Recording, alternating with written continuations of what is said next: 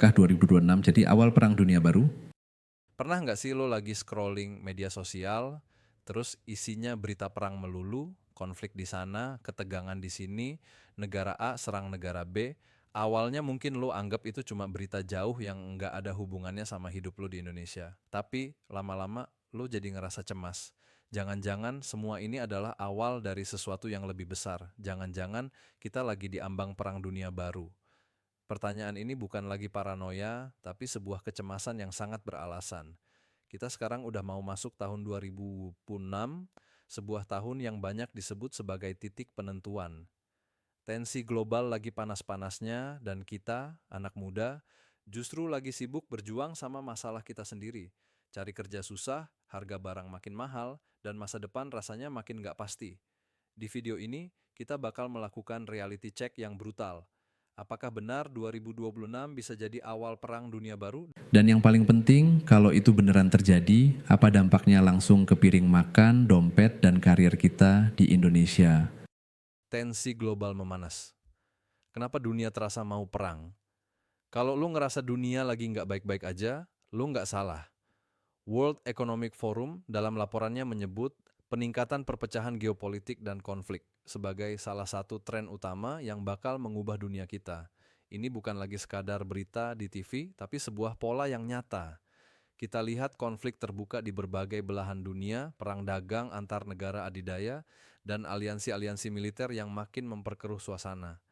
Semua ketegangan ini menciptakan efek domino yang luar biasa. Salah satu yang paling cepat terasa adalah gangguan di jalur perdagangan global. Ketika ada serangan terhadap kapal-kapal di jalur laut strategis, misalnya, biaya pengiriman internasional bisa langsung meroket. Perusahaan-perusahaan harus cari rute alternatif yang lebih jauh dan lebih mahal. Perang dagang juga bikin tarif impor naik gila-gilaan. Semua ini bukan lagi urusan para politisi di gedung mewah, tapi udah jadi masalah dapur kita semua. Dampak nyata ke hidup kita di Indonesia. Kenapa kita harus peduli? Kan perangnya jauh di sana, ngapain gue pusing? Nah, ini pola pikir yang berbahaya. Di dunia yang serba terhubung sekarang, nggak ada yang namanya masalah di sana. Setiap getaran di ujung dunia, tsunami-nya bisa sampai ke depan pintu rumah kita. Mari kita bedah dampaknya satu persatu. Pertama, harga kebutuhan pokok yang makin nggak masuk akal ketika biaya pengiriman dan tarif impor naik karena konflik global. Harga barang-barang impor, termasuk bahan baku industri, pasti ikut naik. Perusahaan yang terbebani, biaya lebih tinggi ini nggak punya pilihan lain selain membebankan kenaikan itu ke konsumen, yaitu kita. Hasilnya, harga bahan pokok bisa naik sampai 20%. Inflasi pangan di Indonesia sendiri udah jadi masalah kronis. Bayangin kalau ini diperparah lagi sama krisis global. Gaji kita yang naiknya seringkali nggak sebanding sama inflasi, bakal terasa makin nggak ada artinya. Nggak heran kalau 66% anak muda di perkotaan udah ngerasa pengelolaan uang itu jadi tantangan terbesar. Kalau perang beneran pecah, angka ini bisa jadi lebih parah lagi. Kedua, medan perang dunia kerja yang makin brutal. Ketidakpastian global bikin perusahaan jadi super hati-hati. Mereka akan ngerem investasi, nunda ekspansi, dan motong biaya. Dan tebak pos mana yang paling gampang dipotong? Yup, sumber daya manusia. Gelombang PHK massal bisa terjadi di mana-mana dan lowongan kerja baru jadi barang langka. Ini adalah mimpi buruk, mengingat kondisi kita sekarang aja udah susah. Per tahun 2025 ada lebih dari 1 juta sarjana di Indonesia yang jadi pengangguran. Persaingan yang udah ketat ini bakal jadi makin nggak manusiawi.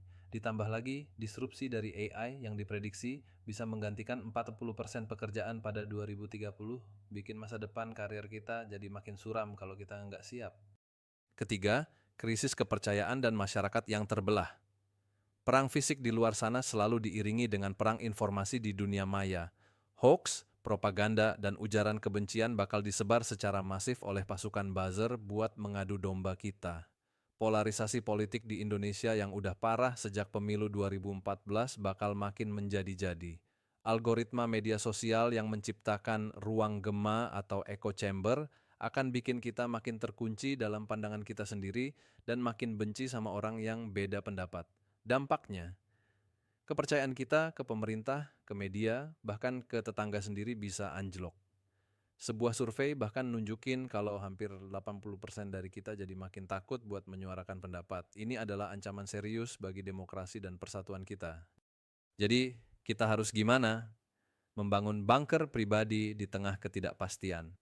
Oke, situasinya emang kelihatan suram. Tapi bukan berarti kita harus pasrah.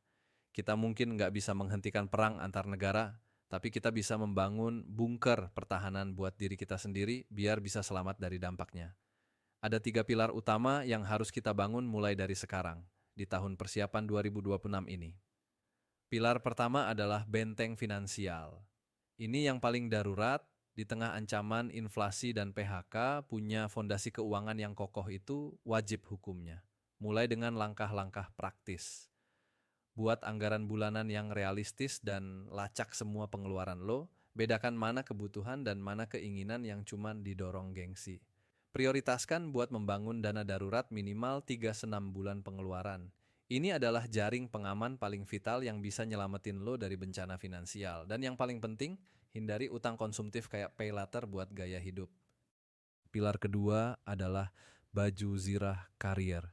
Di dunia kerja yang makin nggak pasti, ijazah aja nggak cukup. Yang bikin lo bertahan dan berkembang adalah skill.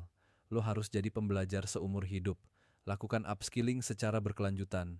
Manfaatkan kursus online buat nguasain keterampilan yang lagi banyak dicari, terutama skill digital, AI, dan soft skill seperti berpikir kritis dan adaptasi.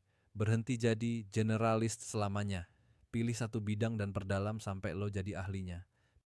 Pilar ketiga, dan ini yang jadi fondasi semuanya, adalah benteng pikiran. Ini adalah cara kita melawan perang informasi. Jadilah konsumen berita yang cerdas dan kritis. Tanamkan mantra saring sebelum sharing. Sebelum lo ngeklik tombol share, berhenti dulu. Lakukan verifikasi sederhana. Cek sumber beritanya, apakah dari media kredibel atau dari akun anonim penyebar kebencian. Manfaatkan situs cek fakta seperti cekfakta.com atau turnbackhoax.id yang dikelola oleh Masyarakat Anti Fitnah Indonesia, Mafindo, dan Aliansi Jurnalis Independen, AJI. Dan beranikan diri buat keluar dari ruang gemak lo dengan mengikuti sumber berita dari berbagai sudut pandang.